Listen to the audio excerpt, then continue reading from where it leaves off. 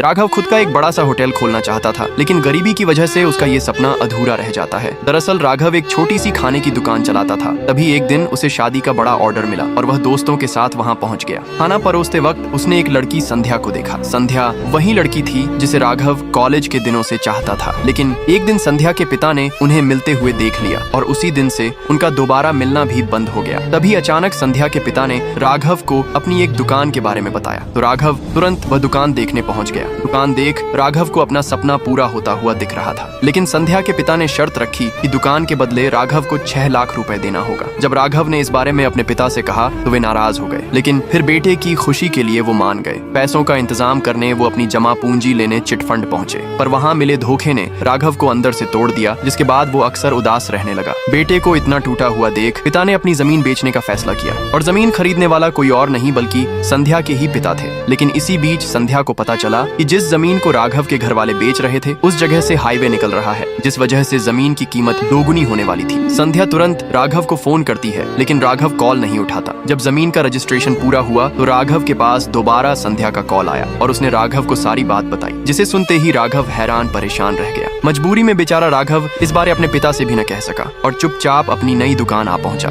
दुकान के हालात देख राघव उसकी सफाई में लग गया और कुछ ही देर में उसने दुकान को चमचका दिया।